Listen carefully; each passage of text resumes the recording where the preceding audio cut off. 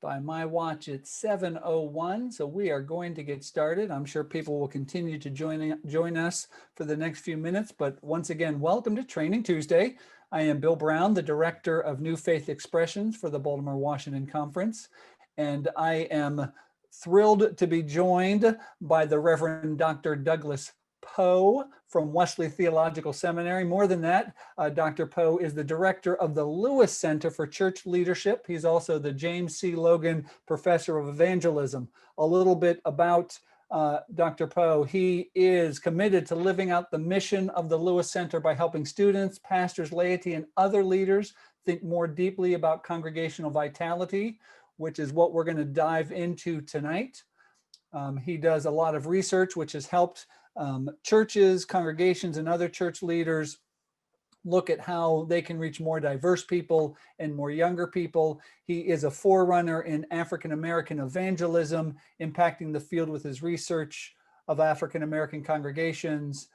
He does a lot of speaking engagements and workshops about congregational vitality and has worked across denominational lines. And so I am thrilled that he joined us and is joining us tonight to talk about his latest book. Make sure I get this right. The Adept Church, Navigating Between a Rock and a Hard Place, which was just published this year, 2020. As he and I were talking prior to the broadcast, either it's the worst time for a book to come out right before a pandemic, or the best time for a book to come out dealing with navigating between a rock and a hard place, which I know a lot of our pastors and congregational leaders have found themselves in. So we're going to begin with a word of prayer and then let Dr. Powe jump into his presentation tonight. So if you would pray with me. Holy and gracious God, we give you thanks for gathering us from around this annual conference. We give you thanks for our presenter tonight and for his willingness to share his knowledge and his research and his passion with us. So as we gather tonight, oh God, we pray for your Spirit to be upon us, to give us insight, wisdom, and understanding, to open our eyes and our ears and our hearts to new information so that we can continue to be about the work of making disciples of Jesus Christ for the transformation of the world. Bless our presenter tonight and all of us who are participating, that we may be filled with your knowledge, filled with your grace, so that we may share it with others. We ask this all in the name of Jesus. Amen. And of course, if you do have questions, please use the Q&A feature. You can find that on your computer screen or tablet or whatever device you're using. And with that, Dr. Powe, welcome. Take it away, sir. Thank you. And first, let me express my appreciation to Bill for the invitation to participate in the Training Tuesday. I'm excited to be with all of you and look forward to our conversation this evening. Let us begin, and I think Bill's going to bring up the PowerPoint so we can get started. And while he is doing that, let me say that I will be talking from my book, The Adept Church, Navigating Between a Rock and a Hard Place. And it is available through Amazon or at Abington Press if you want to support our United Methodist Press. So let us begin with Esther, please, Bill. So we'll go ahead a couple of slides. So one more slide. So Esther in chapter 4, verses 9 through 11.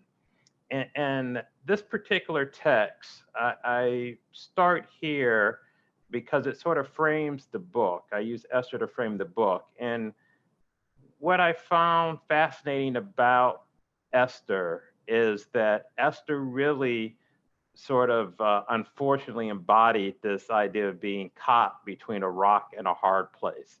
And let me read this text and then I'll say a few more words. Hathach went back and reported to Esther what Mordecai had said.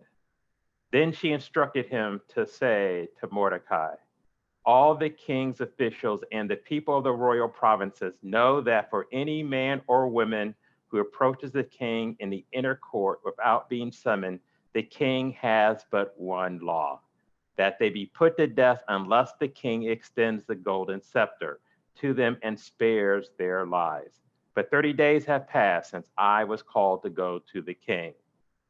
So in this text, we find Esther is sort of trapped between the challenge of her sort of people being annihilated or taking a step forward and going to see the king. But the challenge of going to see the king could put her in danger that her own life could end. So she's sort of stuck between a rock and a hard place. And I use that image to frame the book and the challenges that congregations face. And as Bill has already said, this became especially true during these times of the pandemic. So let's go to our next slide. And I want to speak sort of to the current reality that we're facing with this pandemic as congregations sort of find themselves stuck in some ways. We find that many congregations are still not able to worship in person. And for those who can worship in person, in many cases, you're not able to worship as many people as you could during pre-pandemic times, that some form of online worship has become a norm for most of our congregations, and that beyond worship, ministry itself has become challenging because it's hard to actually gather again to do that work. Let's go to our next slide, please.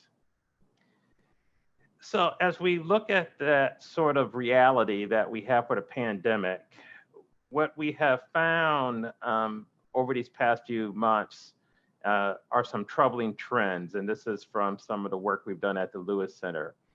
And what many experts are sort of saying is that they believe even when we sort of move out of the pandemic, after we have an opportunity to actually come back in person, that in-person worship is still going to decrease probably 10 to 20% on average. So if your congregation previously you would see 75 people, you're now going to see possibly between 7 to 15 less people on average per worship experience. The second thing that is being predicted is for many congregations, they're going to be excited to get back in person. So online worship is going to take on a secondary status. We'll talk more about that and why that is not a good thing. The next one is people will actually return to doing the exact sort of worship they were doing again in pre-pandemic times. So the creativity, the innovation that people are doing now and experimenting with, a lot of that may go away because people are going to fall back into the sort of same trap of doing exactly what they were doing previously. And then finally, the other troubling trend is that the decisions we make are going to be done in an echo chamber. And by that, it means that we make decisions based upon what we want as an inwardly focused congregation and not decisions that help us to actually reach out to new people. Let's go to the next slide, please.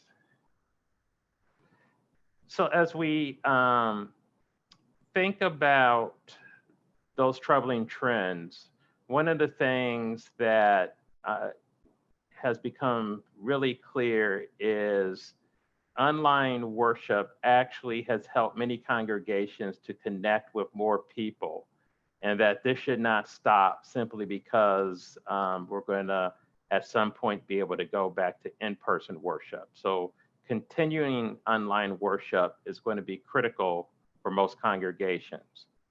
Having said that, though, it's also going to be important that we don't simply video or stream just our pre-pandemic worship experience. That's all that we do. We're going to have to really be more intentional about what it means to create a hybrid experience that is not only interactive for those people who are in person, but also interactive for those people who will be joining us via stream or some other form of social media. And we got to think about the decisions that we're making.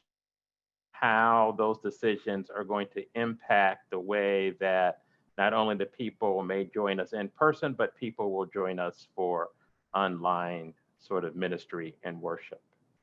Let's go to the next slide, please, Bill.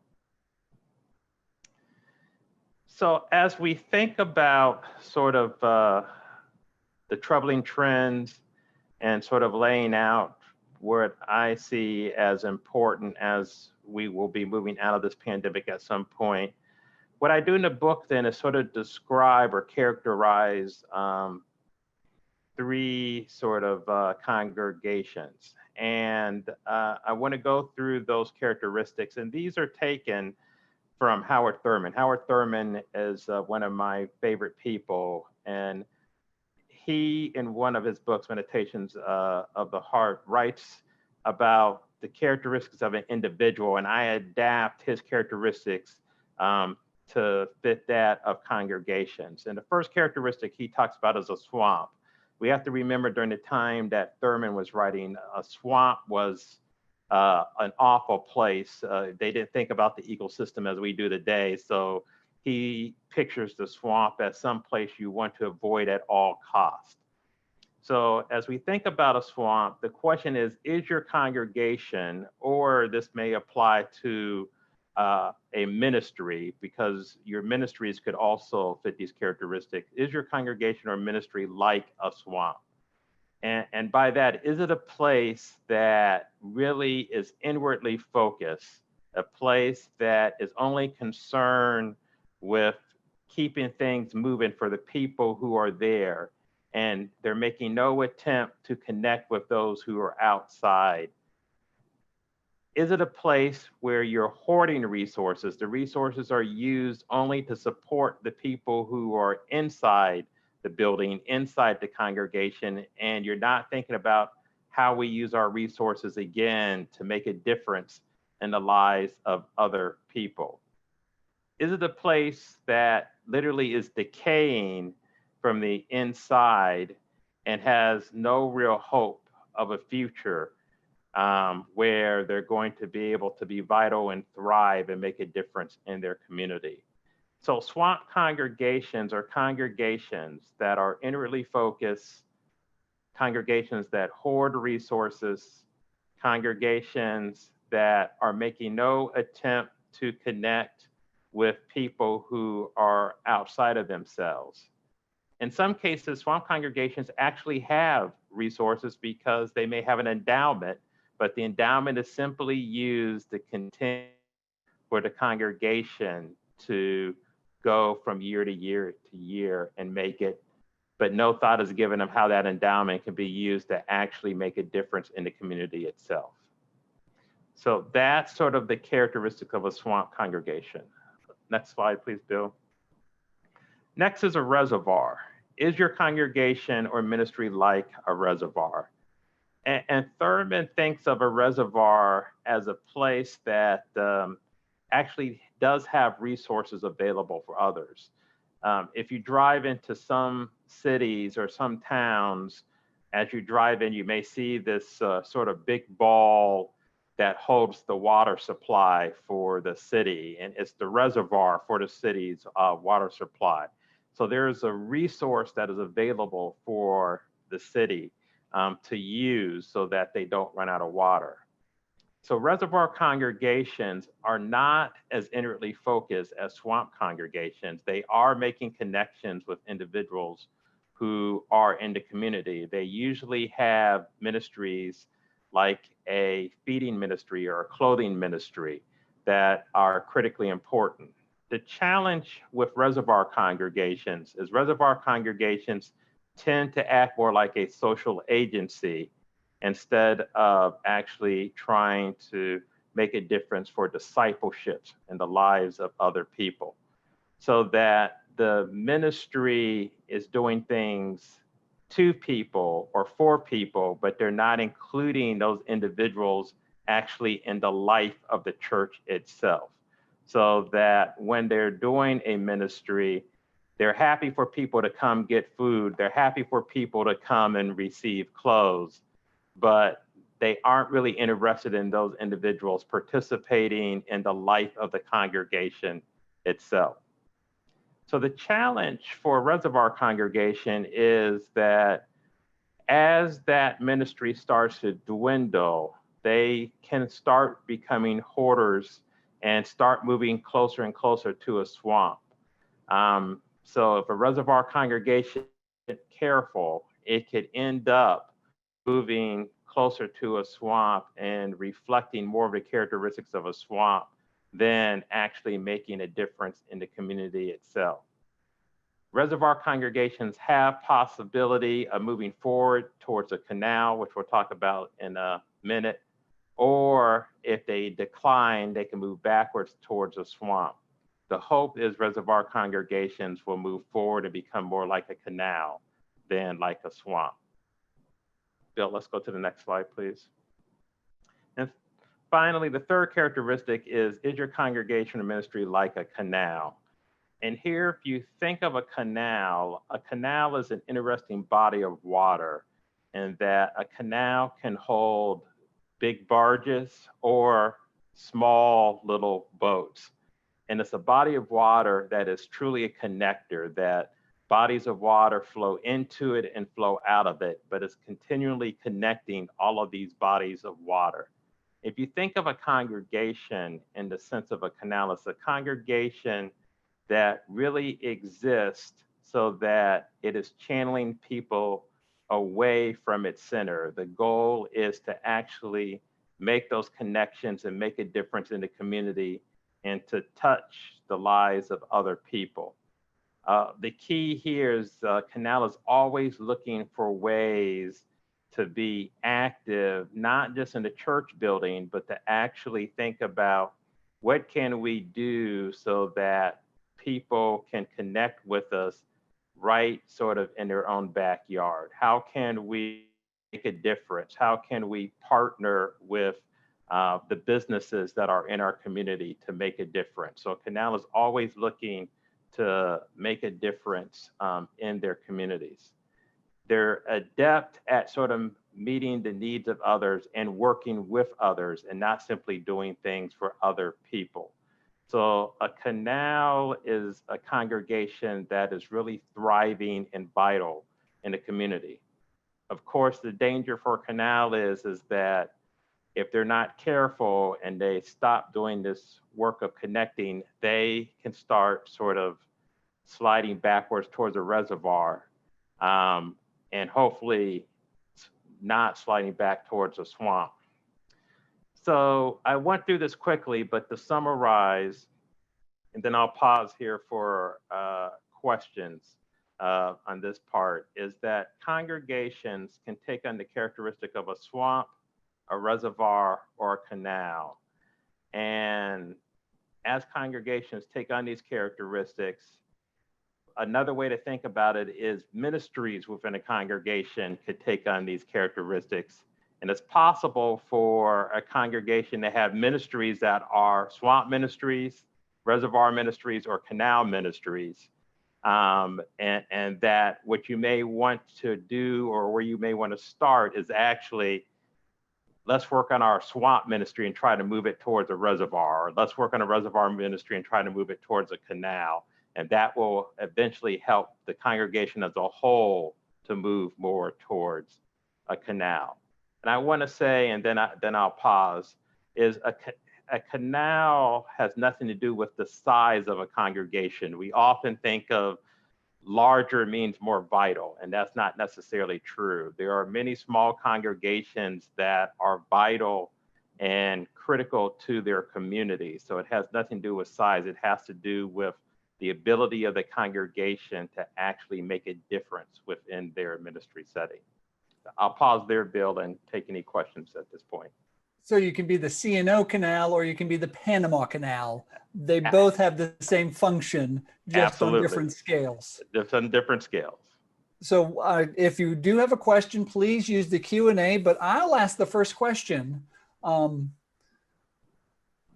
Does the book help a congregation determine which body of water they are? Absolutely. There are questions that help guide a congregation to, if they honestly reflect, and this is always the key, I always say, honestly reflect where they are in terms of their sort of own, ministries or their own sort of characteristics as a congregation as a whole. So as they work through it, they will be able to determine, we are a swamp, or we are a reservoir, or we are really hitting on all gears in our canals. The book will help them to do so. And not to play on the pun, but it sounds fluid that you can move from being a swamp to being a reservoir and back. Is it necessarily steps? Like if I'm a swamp and I want to be a canal, I have to be a reservoir first, or how? And you may be getting to this. I don't want to jump too far ahead. No. It's a great question.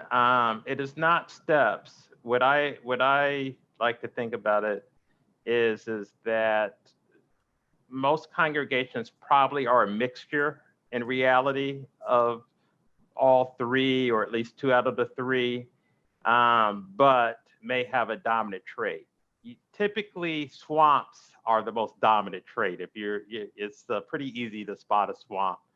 And it's usually hard to jump from a swamp to a canal. I won't say it's impossible. Usually the goal is for a swamp is to take the baby steps. And that's part of the reason I like to talk about it in this way, is oftentimes when we hear the sort of presentation I'm doing, it makes it sound like one can easily move from being an inwardly focused congregation. And if they just follow these 3 steps, they're going to be the most vital congregation around. And honestly, that rarely takes place, we'll say. What I believe is that if you take the baby, instead of thinking about, becoming a canal, how do we become a reservoir? What are the steps we can take to have one ministry that is making a difference? And that we can build on that to start moving to being more effective in the community. So while it's not steps, I do think that for a swamp, probably the next step is to be a reservoir. Okay, well, we do have some questions coming in. One question that came in, and I usually remind people of this ahead of time, but forgot this evening. We are recording tonight's presentation, and that's the beauty of Training Tuesday. It will be on the conference website later this week, and with Dr. Powe's permission, we usually post a PDF of the slides so people can refer to those. But if absolutely, they will be in the video. So someone's asking, what are the typical hindrances to looking at where you are honestly? So what hinders a congregation from really looking at themselves honestly to determine which body of water they are? Yeah, absolutely. Great question. A couple of things. The first is congregations tend to either think more highly of themselves, lowly of themselves than they actually are. So an example will be, and Bill, you probably have experienced this in your position now, that if you go to a congregation, I've never been to a congregation that does not believe they are the friendliest congregation that has ever existed. And the reason they think that is they really are friendly towards one another. But what they don't realize is that they're ignoring the people who come from the outside. So from an outsider's perspective, they aren't that friendly, but for their own inner circle, they are friendly. So if you say to them, you're not a friendly congregation, they really are puzzled because they can't see it. So that's why I say, it takes that sort of really honest reflection to actually be able to recognize where your weaknesses are in some places. And I think, to add to that, one of the ways to help move through those hindrances is bringing in an outside set of eyes who is looking at it completely differently. Yeah, and we call it mystery sort of worshipers in Missouri, off of the mystery shoppers, so that you would have someone not connected to the congregation who would come to experience the congregation and report back. And that's how you can get a really sort of honest perspective of the congregation. And in many cases, it's eye-opening. Even for vital congregations, they're often surprised by what is them from these mystery worshipers. Okay, one more question. Somebody said that you had mentioned we must become more interactive in our worship services post-coronavirus, and wondering if there'll be resources or classes given so they can learn how to be more interactive. So I'll start with it, because what I heard you say was the interactivity we've created with our Zoom worship services, with our Facebook Live worship services, needs to continue. Yeah, Did I hear you correctly? you did. That's absolutely correct. And I will say is the short answer is yes, and I'm sure the conference will be doing the same thing. Yes.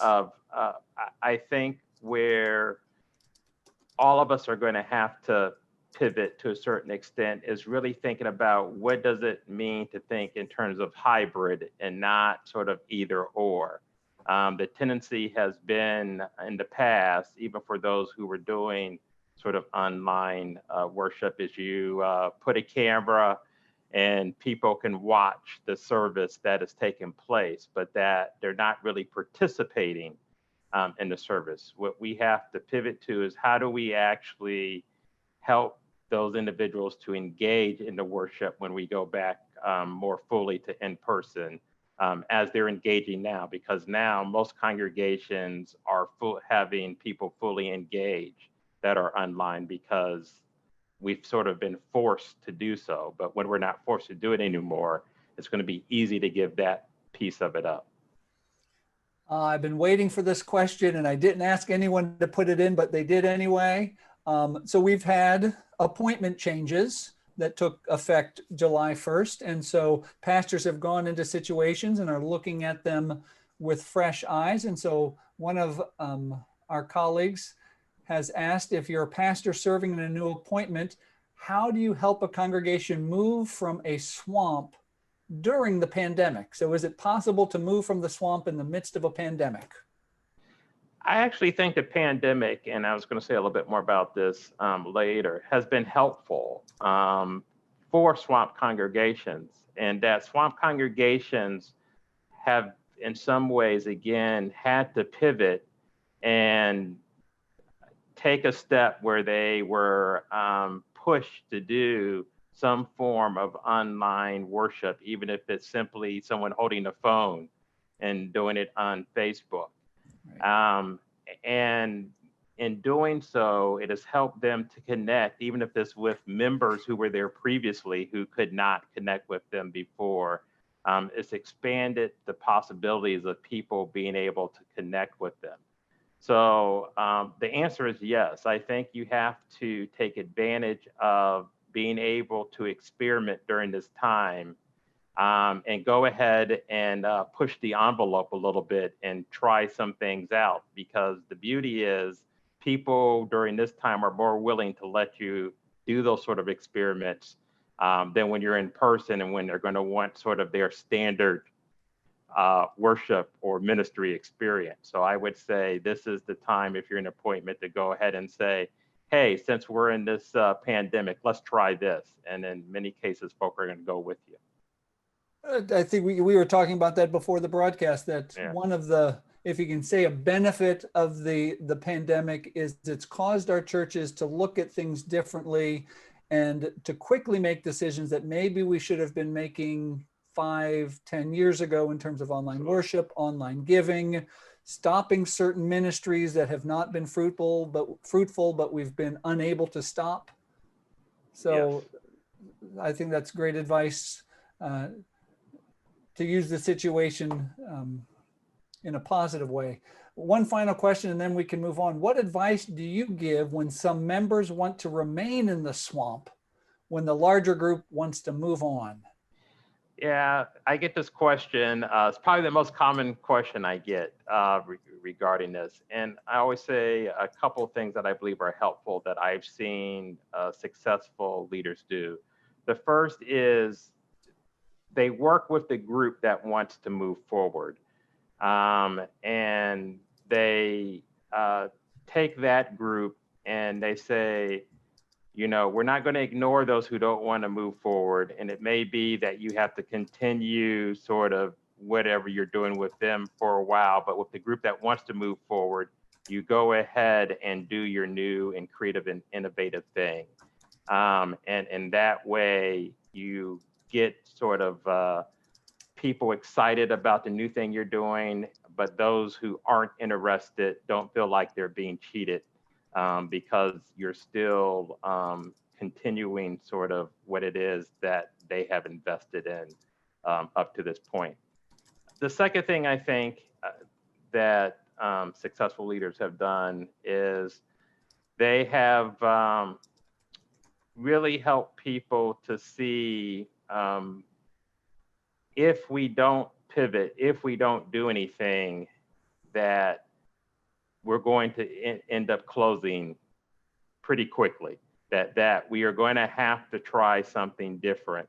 So then it becomes, you know, where can we sort of have sort of agreement of, are you willing to go this far, or what are you willing to try? So that's been the second sort of thing where leaders have actually been able to help congregations to see that if we just keep hitting our head against the wall, all we're going to do is get a headache. We're not going to actually move forward in a successful way. So it's a good time to experiment. Yes, absolutely. Excellent. Those are all our questions so far. So all right, let's keep going. Go and back we'll pause to the again and share. Yeah. So I want to talk about how you can start moving forward, and we'll get more into this when we in a little bit later. But this part of it is thinking about how we make our decisions. So if we can go to the next slide, please, Bill. And tonight we won't get into this piece of it as deeply, but our mission is critically important, and our decisions should help us to connect with our mission. Every congregation should have a mission, and I think most do. And our missions usually are something like caring for all with faith, hope, and love. And the question becomes, if that is our mission, how are we actually making decisions that are shaped by that mission and living that out in concrete ways? And what I want to talk about here for a few minutes is some ways to help you to do that, hopefully in a way that can move the congregation forward. Next slide, please. In terms of decision making, I think this is where it's important to really be adept. And for me, when I think of someone who's adept, I always have this image of a pilot landing on an aircraft carrier out in the middle of an ocean, which I've always been amazed by. If you think about how big the ocean is, and even though aircraft carriers, of course, are big, but it looks like a dot in the middle of an ocean. And to think that you're landing a plane on an aircraft carrier, to me, has always seemed just pretty amazing. What is significant about this is that you have to be adept in the terms that you have to have skill in terms of being a pilot. And you also have to have precision, because you don't have the typical runway that you would for airplanes if you're landing on land. You have to be nimble in terms of dealing with weather and other situations, and awareness of what is going on around you. And it takes collaboration. It's not just the pilot team, because there's the people in the aircraft carrier itself that are helping the pilot to navigate and to land the aircraft. So all of these things are critical in terms of what it means to be adept. Next slide, please. So if we think about that, sort of these things, and we think about the work we do, when we're making decisions, I think the first thing that we need to do is think about what it is we need to learn. So when we want to experiment, when we want to do something else, when we're making a decision about how we can try to do hybrid worship, the first question we should be asking ourselves is, what do I need to learn? And when we ask that question, we could then start building our skills set around what it is that we're trying to learn. But beginning with a question, I think, will help us instead of sort of predetermining an answer. So the first thing for good decision making is sort of asking that right question to get us started. Next slide, please, Bill. And then precision. And I'm using precision in this sense of we have to keep the end goal in mind.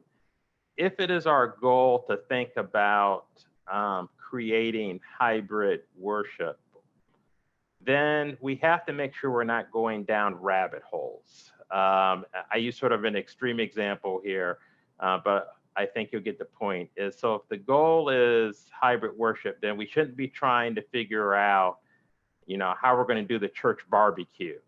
That becomes a distraction. It's not that the church barbecue is unimportant, but the key is we want to make sure that our focus is on really thinking about what it means for us to develop a hybrid worship experience. Too often, when we start doing experiments or doing other innovative things in our congregations, we get sidetracked by so many other things and we lose sight of what it is we were originally trying to do.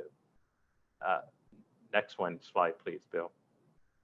We got to be nimble. So whenever you're going to do something, the reality is that it's never going to work perfectly. So we have to be willing to pivot and to shift. Nothing is set in stone. If there's something that we have suffered from in congregations is that we have a tendency to set things in stone, and it makes it hard for us then to shift gears when we need to do so. One thing the pandemic has taught us is that we have to be nimble, and this is critically important. So things can change really quickly, and we can't just get stuck in doing something one way. We have to be willing to say, as things change, we're not going to give up sort of the heart of the gospel, but we also have to be willing to change and maneuver. My students are doing presentations now, video presentations since we're online. And one of the students did a presentation where they talked about going from a flip phone to a smartphone. And the point is that you still can use both phones in terms of talking, but the smartphone allows you to do so many other things. So the point is that you can't just get stuck on it must be a flip phone. We have to be nimble and being willing to shift gears and to do some things that are different without giving up sort of the heart of what we're trying to accomplish. Next slide, please, Bill. Awareness, a contextual awareness. It's important to understand who we're trying to reach and how we're trying to reach them. So if you're in a community where individuals are not on Facebook, which in many cases would actually be younger people, then that may not be the best social media platform for you to use. So a contextual awareness of who's in your community and who you're trying to reach and how you're trying to reach them is critically important. Because again, if we're not aware, then it's going to take us down a path where we're not making the best decisions to fulfill our mission. Next slide, please, Bill. And then collaborate. One of the things, again, I think we have not done well in congregations is working with others to accomplish the mission. And in many cases, we do not have to reinvent the wheel. If you have a media specialist in your congregation, work with them. They can help you to accomplish what you're trying to do. If there's a media specialist in your community, seek them out and have conversations with them. But We should not be working in vacuums thinking we have to recreate the wheel. Collaborate with others who have expertise in the area. And in many cases, they are happy to share it with you. So don't think about it in terms of we have to do it ourselves. Bill, let's go to the next slide. I have a list of questions. I'm not going to have you answer these, but it's something that you can do later. But and thinking about how you will be adept or make adept decisions, think about what is your strength in terms of skill set and where your challenge. How can you really make sure you're keeping your eye on the goal that you're trying to accomplish? How do you communicate in openness to being nimble while you're keeping the mission in mind? And how are you continually building contextual awareness in your congregation, in your community? And who are those people you can collaborate with that are inside, but here's the key, but that are also outside of your normal circles? Our tendency is always to think about the people who are inside, and that's how we become inwardly focused. We also to be reaching outside of our circles and seeking individuals that can help us to think about the things that we're trying to do. Bill, I think I'm going to go ahead and press on, and then I'll take questions after I go through the next part. So let's go to the next slide. I want to go and pull sort of together these first two pieces we've done and talk about 4 missional characteristics. On the left, I give sort of the theological language: incarnational, sacramental, creational, eschatological. And on the right, more of what I would call the language we would use in congregation: contextual, communal, innovative, and visionary. So if we can go to the first characteristic, please, Bill. So contextual. It is important that our congregations are contextually relevant. And what I mean by this is knowing the context well, not afraid of connecting with the people, seeking to build assets with the people, and being willing to touch the people, but just as important, allowing the people to touch them. This is particularly challenging for congregations that are in communities that are transitioning or in the middle of a transition. The church at one point in time sort of reflected the community, but the community is changing and people have moved away. So we no longer are sort of aware of who's in the community, so we don't know the context well. We're not connecting with the people, which means we're not building assets. It means then we're not touching the people, and certainly the people aren't touching us. So that contextual piece is important. Next slide, please, Bill. And if you think about, again, if we go to the characteristics, swamp congregations are community, but they typically have no real connections with others. So a swamp congregation may collect money for a Christmas basket, Thanksgiving basket, but there's no contact with the community, and in many cases, they don't even have contact with the individual they may be collecting the money for the basket. And they're going to be the first group of congregations to get rid of any sort of online presence. Reservoir congregations, the community knows the church exists, which is a wonderful thing, and there is outreach taking place in these congregations. The challenge here is that while they may be touching the community, they're not allowing the community to touch them. They want to do things for people in the community, but they don't want to allow the community to reciprocate. In this case, what we're going to find, I believe, is online is going to become a secondary status. This is where you're going to have simply a camera where people can oversee the worship experience that is taking place, or it will be an experience where the people watching online are going to be sort of a secondary thought.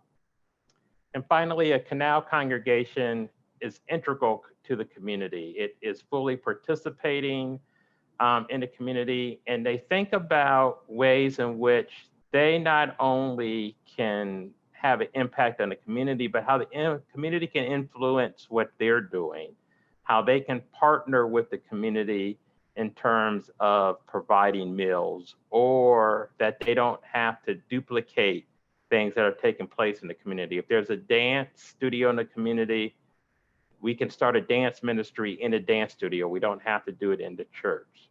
I believe Canal congregations are going to be those congregations that are going to be the first to truly seek a hybrid presence.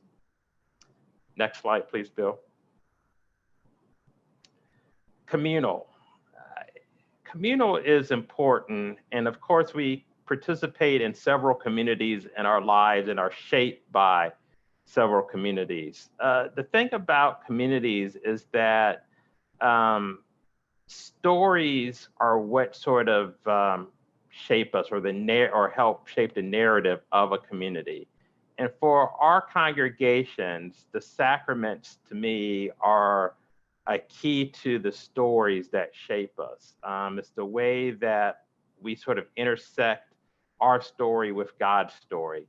If we think about baptism as the way we are entering into the community and form in a community and deepen our understanding of grace, and in communion, we're actually God's ambassadors of grace to a broken world that needs salvation. So we're being shaped to enter into the community and to live out and actually represent God to others by our sort of participation in our Christian community. Next slide, please, Bill. For Swamp congregation, this narrative often is rote, particularly with communion. We do it every first Sunday because that's what we're supposed to do. It is not a story that we're living. For a Reservoir congregation, it's a mixed bag. You have people who are doing it by rote, but you have people who really are living the story. The narrative is actually influencing their lives, and they're truly living this out, being God's ambassadors. And of course, for Canal congregations, the narrative is dynamic, it's exciting. This is why discipleship, they see it as a lifelong journey that they're on, and they want others to join them in this journey. And they see themselves as taking this story out and sharing it with others, not sharing it in a way of beating others over the head, but sharing it because they're excited about how this story is shaping their lives, and they feel that it could shape the lives of others. Next slide, please, Bill. Innovative. This is where it's important to think about doing something new, but it doesn't mean getting rid of what you're already doing. Let me say that last piece again. You're not getting rid of what you're already doing. And here, the key is you have to be willing to take some risk. We can't simply stay inside the box and not be willing to take some risk. You got to think outside of the box, and you have to see opportunities and not only problems. Oftentimes in congregations, when people bring new ideas, we punch holes in everything they're saying, only talking about the challenges or the problems, but we never talk about the opportunities. It doesn't mean that we're not realistic in terms of what's possible, but we shouldn't shoot something down even before it gets started. And we can't be afraid of learning things from other people. Again, others can teach us so much, and we have to be open to learning from them. Next slide, please, Bill. Typically, swamp congregations are risk averse. So there's no risk taking, so there's very little innovation. They operate as if everything is written in stone, so that we've done it this way, this is the way we're going to do it. We're not going to be willing to move away from what we've always done. Reservoir congregations are willing to take more risk, but typically it focuses on what the congregation wants, or getting people to the congregation, to the building itself, and not so much thinking about whatever are the opportunities for collaboration in the community. Canals are willing to take more risks. They're willing to step outside of their comfort zone and to try new things, even if it means doing something that is outside of their building, which, for congregations can feel really risky. So canals tend to be more innovative in terms of their experimentation. Next slide, please, Bill. And finally, visionaries. Visionary is where you have the big picture people. These are individuals that can help you to see the not yet, the individuals that can help congregations to see where they can move towards and not simply staying stuck where they are. Next slide, please, Bill. So for Swamp, the challenge is typically there's no real vision beyond survival. The goal literally is to survive long enough for the people there to be buried in the church graveyard. You'll hear them talk about what they used to be, but you don't hear much about what they can become. And often they still see themselves as what they used to be, the family church that had all these great young families, but at this point in their life, everybody in the church is over 75. So they haven't rethought or come up with a vision for how they can move forward. Reservoir congregation, again, the vision here is focused on getting people to come to the congregation. So they typically have a vision, but it's a vision for getting people to the church building. It's not necessarily a vision for how we can have an impact on the community or how we can help people to start a discipleship journey. It's, come to us. We're not going to be willing to sort of step outside of the building. Canal congregations are, again, more willing to discern where God is leading. And they're more willing to think about the vision in terms of how can we live out this vision, not only at our church building, but outside of it. Where will God lead us, and how can God help us to have an impact on the lives of others? They're more willing to adapt and do some experimenting that will allow them to be innovative in the community, even if it means failing. I'm not going to have a chance to talk about that tonight, but failure is actually your friend. When you experiment, if something doesn't go right, we shouldn't think about that as a bad thing. We should think about what can we learn for when we want to do something different. This is how Canal congregations tend to think. I think, Bill, there's one more slide. Actually, that is our final slide. Oh, okay, I did add. I thought I had put the one more slide for questions on there. So sorry. All right. That's all right. Hold on a second. Let me stop that, get you on the screen. Excellent. Oh, Dr. Powe, my mind is racing. So I want to give people a chance to get their questions in. Absolutely. And I get to start.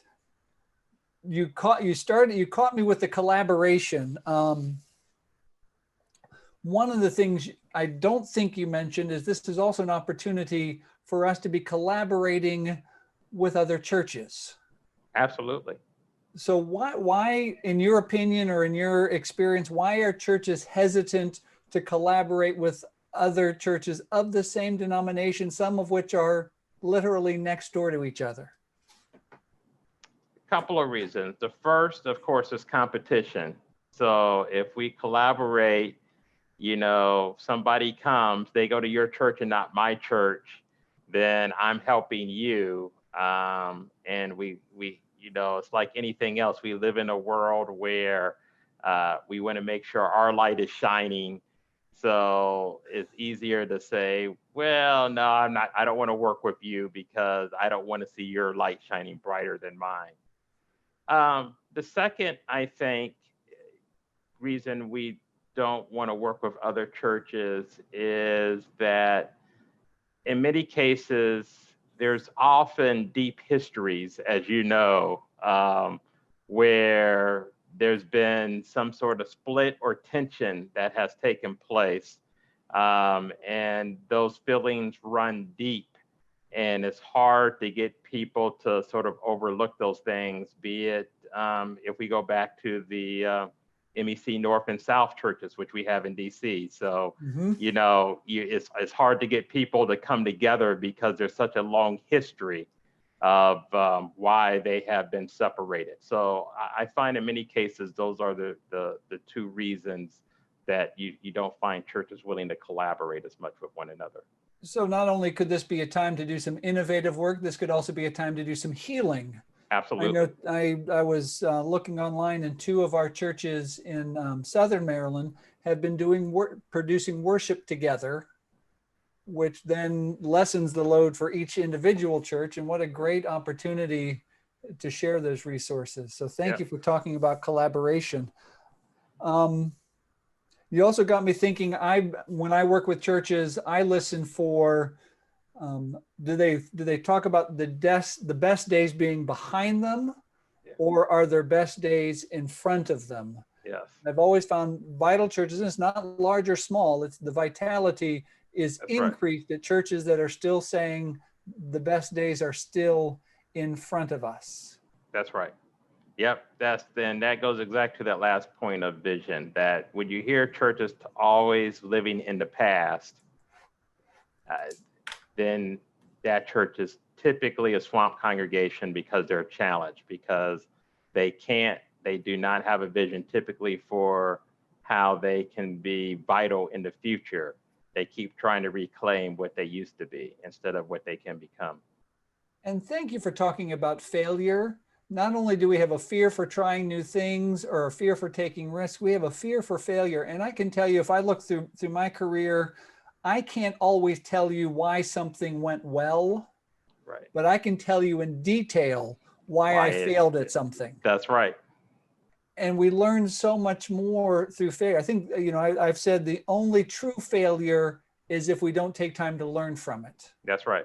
So I think we should fail often and fail boldly and fail forward. So thank you so much for reminding us all of that. If we're not failing, we're not taking risks. That's right. Also, thank you for talking about thinking outside the box. I have come to believe now, I'll date myself, I'm a big fan of the Matrix movie series. Yeah, absolutely. And there's a line in the Matrix where they're trying to bend a spoon with their mind, and the child says there is no spoon. And I like to remind people about outside the box thinking is there really is no box. That's right. Except the one we've created or the one we've placed ourselves in. Yeah, so that is absolutely true. You've got me just thinking all over the place. Let's see, some of our participants have some questions. Someone said, I don't know if it's a question or just a comment, but how about dispersing circuit riders in the community again? Yeah, absolutely. Congregations, and some still do this, literally just going out and asking people what they can pray for, not seeking anything from them, but saying, hey, we're praying for individuals. What can we pray for you, today? So just something that simple. What do you do as a pastor to help guide a congregation who state they want to be in the community, but are resistant to small steps that move them further into becoming more involved in the community? So they want to be in the community, but they still resist that. Right. It's a good question. And I think, of course, it would take more work of knowing how resistant they are, but let me offer a couple of suggestions. The first is, I always believe if you can find one or two people that are willing to work with you. And you get those one or two people to take a baby step of even going out to meet some neighbors, that when others hear that nothing happened to them and that everything was okay, then you now have sort of built some witnesses of, hey, this is not as bad as we thought it would be. So, start, sometimes we start and think about sort of a big launch, but sometimes think small and just say, if I could take one or two people and get them to come and see that this isn't that bad, that can be a helpful first step. I think my colleague and partner in ministry here in the annual conference, Dr. Smothers, would say, we have to ask the question, who will do this with me? Yeah. And it's finding that one like-minded person who's willing to take that risk. Here's a good question. And is there a safe way to move from this is the way we've always done it? I love it. Safe, I don't know. I don't know that there's a safe way. What I will say is the pandemic, again, is an opportunity to shift, because, of course, you can't do things the way that you've always done them. So you're obviously doing some things differently. So the key would be sort of building off of that and saying, even though people aren't going to probably completely agree with you, but, even though we haven't been able to worship in person, we're still able to worship, right? We're so you get people to have agreement on the things that are still possible and say, so let's, take a baby step and try, this small thing, even though it's not the way we've always done it. So here, I think the pandemic can help you, because they've sort of have been forced not to do some things they've done before. So they can't fall back on that line as easily of saying, we've always done it this way, since they've sort of been forced out of that box. Well, I've often said that, the 7 last words of a dying church is we've always done it this way before. Yeah. But as you said, we have found ourselves in a season where we can honestly say we've never done it this way. That's right. And some of our churches are thriving in this environment. Yeah. So what do you suggest for churches who are on a charge, who are worshiping online together now? How can they continue that when they both want to return to in-person worship? Yeah, I think this is where we have to really be creative and start thinking now. So when they return to in-person, will there be a way for them to continue even to think about the possibility of still some sort of sharing for their online presence together, even if they want to do the separate in-person worship? And of course, that may mean that, 1 week the church A is the one that streams, and 1 week church B is the church that streams, so that you're sharing, or thinking of other models where they can share, and that can have resources also where they don't have to duplicate everything. So, I do think it's possible, but I think this is where you could start now sort of thinking about how can we continue to collaborate, work together, even if our people want the in-person part to be separate, but we can still think creatively about the hybrid experience. Or it may be that for, you have the in-person, but then you also have somebody who's really paying attention to the people who are worshiping, virtually, so that you can really create that more participatory experience. So I think there are definitely some ways they could do so. So it's really not so much focusing on what we could do separately, but what are those things we can continue to do together? Yeah, absolutely. Excellent. we've gone through all. I want to make sure that there are no. If you have a question, now is your chance to ask it.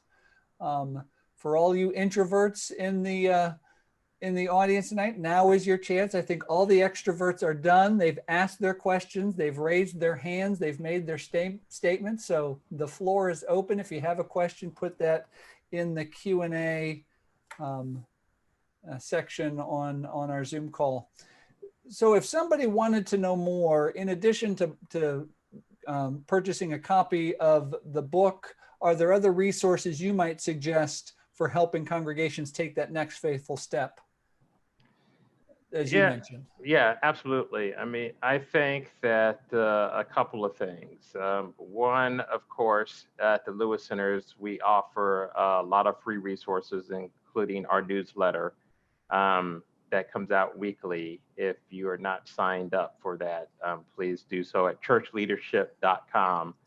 And in there, we always have a couple of articles of very practical things churches can do that can help them take the next faithful step. So I've put that web address in the chat box for our attendees. You should be able to see that, churchleadership.com. It's a resource I've subscribed to for years. It's excellent. Yeah. The second thing I would say in terms of other resources would be really a lot of the work, Bill, that you all are doing, that you're offering individuals sort of training from different people that can sort of take different pieces of what I've talked about tonight that can help congregations to do this work. So it's a matter of not just the pastor, and I should have said this earlier. I mean, one of the challenges we have is oftentimes we train pastors to do this sort of thinking, but the reality is we have to make sure that we are have our leadership team participating in this work, because that's where you're going to see the impact and the change and sort of the mindset for congregations to make a difference. So it can't just be one person. So the other piece I would say is make sure that your leadership team is also taking advantage of these trainings. I know our conference lay leader is participating tonight, and I would be remiss if I didn't say, what she reminds us often is this is a partnership between Absolutely. clergy and laity. So lay leader Dolores, I hear you. This is a partnership. And I know in my own research, the most productive growth of the Methodist church at the time, the Methodist Episcopal Church at the time, was when was in the 1770s, mid 1770s to the 1850s. We went from like 2.5% of the population were Methodist to 34% were Methodist. And that was because of the strong work of the laity, because clergy were still doing that whole circuit rider thing. Oh, here is a very good question for you, sir. What's an example for a swamp congregation as a typical first-time step out in ministry? So don't give us an example of a swamp congregation. What's the example of a first step out in ministry for them? I'll give a couple of examples. One is, I think, I talked earlier about a Christmas basket or Thanksgiving basket or collecting money. So instead of just simply collecting money for a basket, actually meeting and inviting a family and adopting them so that the congregation could actually have sort of contact with the family and see the difference in the lives they're making, and allow the family to have contact with the congregation. So it's not moving away a lot from what some of the swamp congregations do now, but it is making it more personal of where they're actually having sort of an engagement in the ministry with the lives that they're helping to transform. And the second one, I think, for a swamp congregation, and this gets back to sort of some collaboration, is doing some sort of mission project, either with another congregation or something else in the community, where they can go and participate with others where they don't have to carry the weight themselves of doing everything. And it allows them to see what is possible in terms of what has taken place. So I think those are two places where you can at least start to get those baby steps of sort of moving outside. Excellent. Well, sir, those are all the questions we've gotten in tonight. You have been excellent and have given us a lot to think about. The recording will be available later this week. If there are people in your congregation who you know after sitting through this, you really want them to watch it, it will be available for them to watch. So thank you again for joining us tonight. Douglas, I do appreciate it, your willingness. I know online teaching is extremely challenging, as online pastoring is for our colleagues. And so thank you for taking the time from your schedule to be with us tonight. I'm going to do something as I get ready for some announcements. I'm going to open up the chat box. If everyone, I know you can't clap, or you can clap, but Dr. Powe's not going to hear it. So I've opened up the chat box. If you want to give your words of affirmation and your words of thanks, he will see those, and that's open for you right now. Just go to the chat and you can begin to thank him as people are thanking you. I want to say thank you for the invitation, and it's been a joy. We will delve. Here they come. Start reading. While you're reading, I do have another question that did just come in. How do you get a ministry from thinking they are only there for one purpose? So I might read into that, but that this is the only thing we do. And how do you move people from that silo thinking? Right. Yeah, I think that's actually one of the tougher questions, because when people get really siloed, it's hard for them to see anything else. I think here, one thing you can do is typically there are one or two people in the congregation who've gone along because that's what everybody says we do. We have a rummage sale. That's what we do. So there are a couple of people who go along, but they actually have an interest in something else. So I think giving those people permission to pursue their passion in ministry can then open up the possibilities, and supporting them and saying, it would be great if you wanted to go ahead and pursue that ministry of, going out and connecting with some of the more mature people in our community and just sitting and talking with them. I encourage you to do so, and how can, we help you to do that? So I think it's giving permission for some other people to pursue their passion that can sort of open the door for some other things to happen. Thank you, thank you, thank you. I'll let you read the glowing tributes in our chat. As we prepare to close out our evening, I just want to remind you our next broadcast will be next Tuesday. We have 2 more Training Tuesdays for 2020. So next Tuesday, December 8th, our topic is statistical report training. I know we're going from Adept Church and the excitement of changing to looking at statistical reports, but our district administrators, who do an excellent job helping equip all of us to do ministry, want to equip you to be able to fill out some of the important forms and that need to be done at the end of 2020. And I know there's going to be lots of questions for how to answer statistical reports for a year of a pandemic. So you will want to tune into that. If you'd like to register, you can go to the conference website, bwcumc.org, and go to the events and look for Training Tuesday, and you can register right from there. Again, thank you, Dr. Powe, for joining us tonight. And if you would all join me as we close in prayer. Let us pray. Holy and gracious and loving God, thank you. Thank you for the opportunity we've had to sit and soak in this wisdom tonight. Thank you for the giants on whose shoulders we are standing. As we have heard from Dr. Powe bring forward the wisdom of Howard Thurman to a new generation, into a new day, into a new group of people, broadening it for our congregations. Thank you, God.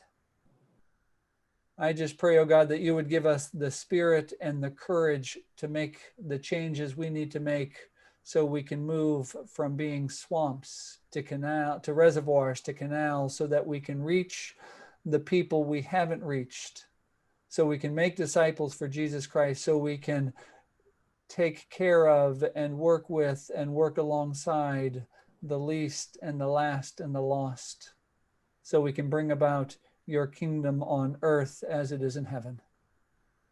So as we go forth from this place tonight, we go forth with your blessing and your grace, O God, in the name of Jesus. Amen. Amen. Thank you again. Thank you all for joining us tonight, and have a wonderful, wonderful evening. Thank you. See you Good later, night. Bill.